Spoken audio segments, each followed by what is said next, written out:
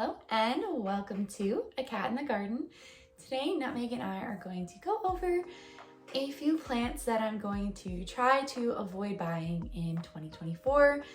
In the past, I have bought every plant under the sun that is just in front of me, whatever is trendy, whatever is cool at the moment, whatever is new on the plant scene, and I'm kind of over it now. I have yet to buy a houseplant in 2024. I'm very proud of myself for this fact because 3 years ago, I don't think I could go a week without buying a plant. So this is pretty awesome for me. I'm really enjoying just maintaining my collection the way that it is right now. It's been a lot of fun seeing my plants grow and be happy and healthy. So in the spirit of that, I want to kind of further dissuade myself from buying more plants by going over a few types of plants that I'm just not gonna touch, not gonna buy again. So we're gonna go over the first one. That is going to be a plant that was right behind me, and that is Alocasia. This is one of two that I have left that's alive, and this one's doing really well. This is the better one of the two. This is my Alocasia scalp broom. Really puts up with my underwatering, sometimes gets yellow at the tips of the leaves. Other than that, it's super happy. It lives in no drainage. Super happy roots in there, just loving life.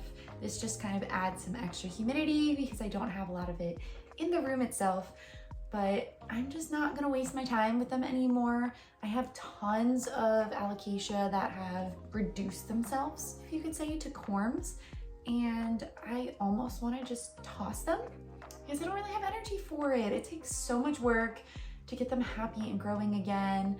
And then I actually find that Alocasia are very susceptible to mealybugs, and it is so hard. It is actually worse, I think, to deal with them on Alocasia because they get into all of the crevices in between the leaves and they're just no fun. It's not a lot of fun. They're very difficult plants to keep happy in my experience, and they're a lot of work. Even though they are so beautiful, maybe if I lived somewhere that had a lot more humidity, somewhere where I could grow them outside more reliably, but it's not worth my time. So I'm gonna maintain the two that I have, debate whether or not I'm gonna toss the corms that I have or just keep them in a prop box forever. But other than that, I'm just gonna ignore them. I'm gonna pretend like Alocasia don't exist.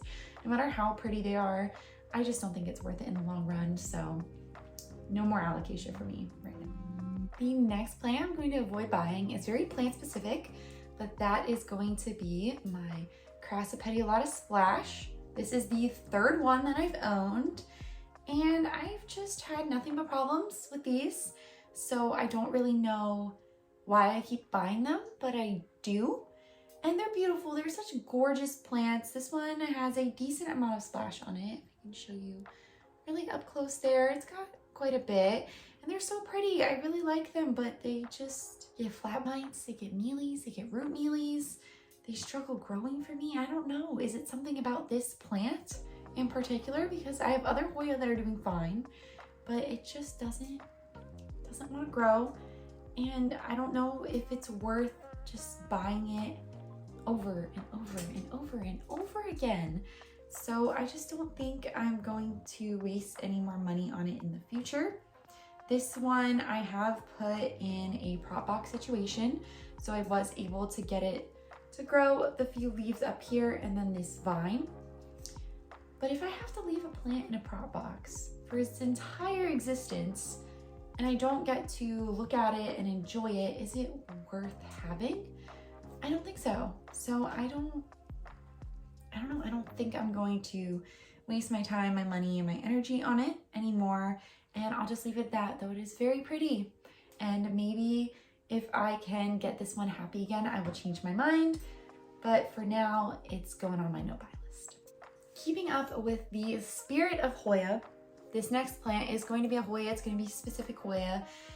This one is specific anyway, but kind of goes toward a broader trend, and that's going to be thin leaf Hoyas. So I don't know if you can tell because it's on a screen, but this Hoya fitchii has very thin leaves and it is insanely thirsty. I got this as a freebie a long time ago with an order I placed, and it's really pretty. I like it. It sun stresses really nicely. This leaf is a little sun stressed.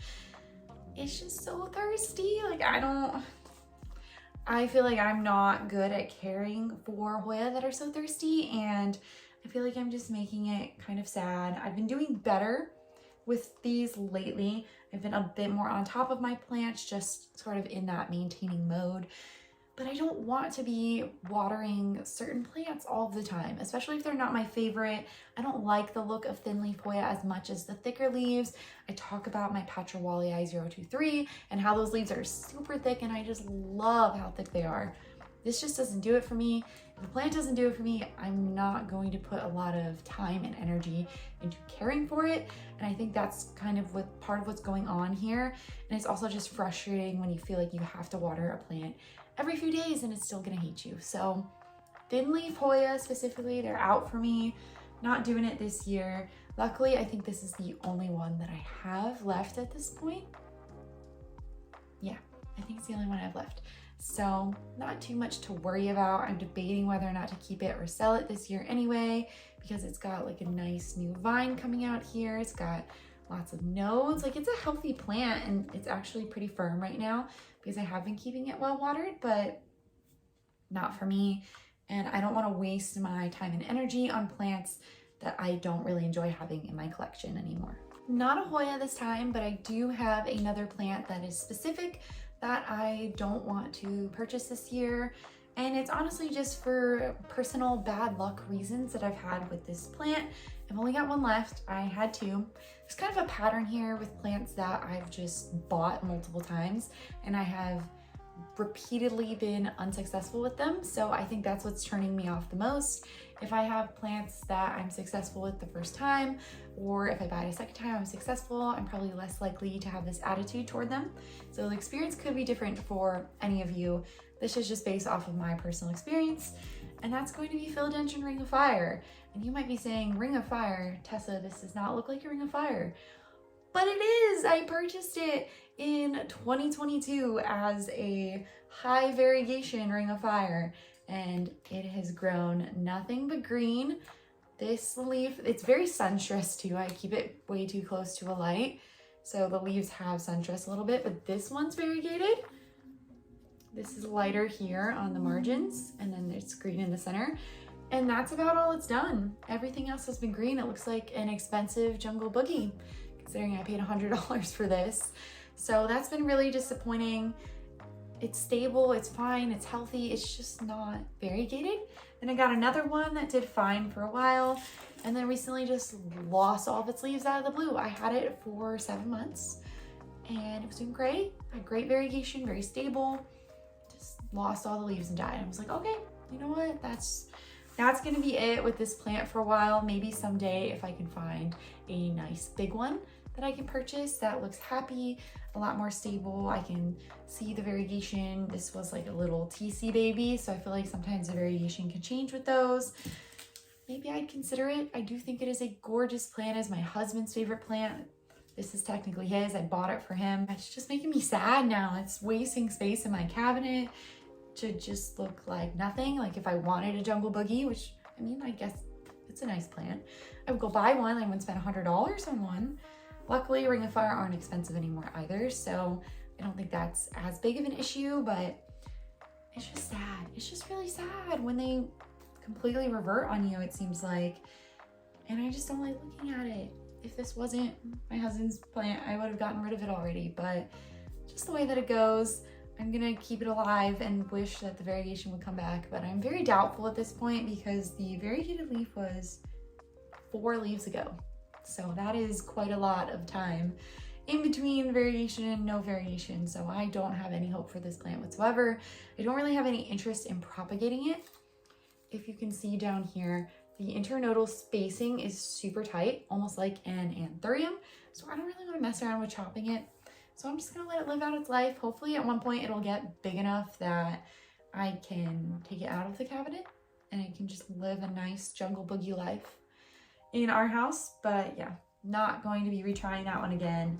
This is honestly very much personal experience, but I'm over this one right now. The last thing that I have is a bit more general, and I don't really have a plant to show off for this, so you can just look at that makes a cute little face. But the last point I want to make about plants that I won't be buying in 2024 would be fresh cuttings with no roots, not stable at all, and one leaf Hoya cuttings. I'll kind of briefly mention the one leaf Hoya cuttings because I think I've talked about it before. It's a bit more risky, especially if you're shipping, to purchase a single leaf Hoya cutting. If that leaf dies, your plant's basically dead. It's not like that for things like Philodendron, Monstera, but with Hoya, most of the time it's going to be dead unless you're extremely experienced with them and you can grow it from a stick, but more often than not, it's just going to die. So I don't sell them in my shop. I used to a few years ago. I won't sell single leaf Hoya cuttings anymore because if anything, God forbid, were to happen in shipping, your plant is dead, and I just don't want to do that to people. So I sell Hoya that at least have 2 leaves on them, just sort of as a courtesy to people, because if it loses a leaf, at least you've got a chance with it. And then fresh cuts, unrooted plants, I just don't want to deal with it. If I'm gonna pay money, and especially if I'm gonna pay a lot of money for a plant, I want roots on it. I want it to be a bit more stable. I want it to have a bigger chance at life. If it's something like a Thai constellation Monstera or an Albo, those are more prone to rot. So I want at least some sort of semblance of a root coming out of it. If it's got a really good aerial, fine. If it doesn't, if it's like a top cut, I've seen people selling top cuts that the leaves have barely grown out of it and you don't even have the node popping out yet. That's so risky to me. I don't know how those plants survive. I'd be so concerned about rot. And if I'm spending money on something, I don't want to deal with it. I just don't. I try to use utmost caution when taking cuttings myself. I try to take cuttings that are the most likely to survive, especially if I'm going to sell them. If I have a cutting that's struggling, I just won't sell it. I will keep it for as long as it takes for it to get established. I have some cuttings I take that I don't sell for a year just because I want them to look pretty, I want them to look presentable. And unfortunately, we live in a world where not everyone does that. So because of that, I just don't trust everybody, and I don't want to buy plants that are going to be more risky.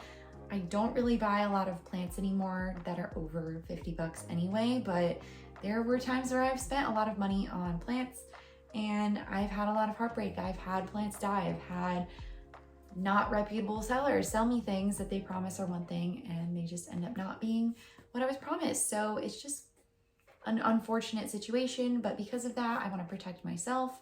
I want to protect my hard-earned money, and I'm just gonna buy plants that I know have some roots, have a bit more stability, have a better chance at life. Look at the reviews of this seller, buy from a reputable seller, and sort of go through all of those precautions that we should be going through anyway, but sometimes we forget about it when we're like, oh my gosh, I want this plant so badly and I see it, it's right here. So just something that I want to be more cautious of, to pay attention to when I'm purchasing my plants.